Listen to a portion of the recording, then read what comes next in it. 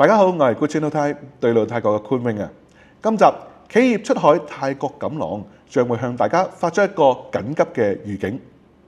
泰國商務部進一步打擊49、51非法代持股，亦係有史以嚟最嚴格嘅收緊。若果你仲係抱住一個揾泰國人代持就能夠輕鬆落地嘅心態，隨時面臨沉重嘅法律責任。一經核實非法代持，公司註冊咧將會被撤銷，股東咧將會面臨沉重嘅刑事責任，得不償失。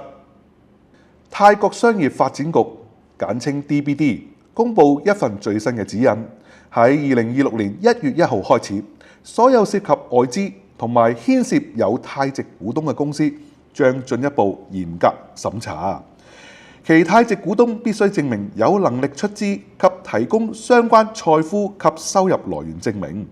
以下兩類公司，商務部將優先嚴格抽查，以杜絕49、51非法代持股。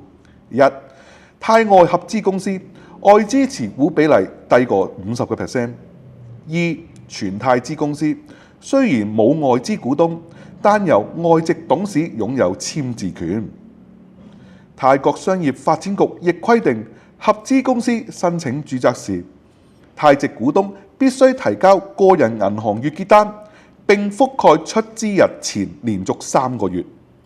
月結單上要清楚顯示與出資金額、出資日期匹配嘅轉帳記錄。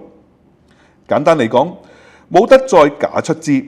同時，泰籍股東必須親自到公司註冊處核實身份，並從可疑名單中進行比對及風險識別。針對會計師及律師事務所、代理機構等，商業發展局特別嚴查申請個案及嚴格執行責任追溯。一旦存在欺詐及任何違法嘅行為，即時吊銷執照。泰國政府將公司註冊變成反洗錢、反欺詐嘅第一道閘門。泰國唔再容忍睇落係泰資，實際係代持嘅結構漏洞。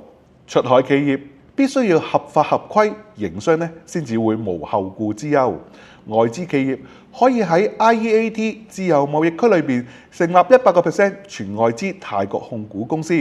歡迎私信我哋嘅商業顧問了解更多。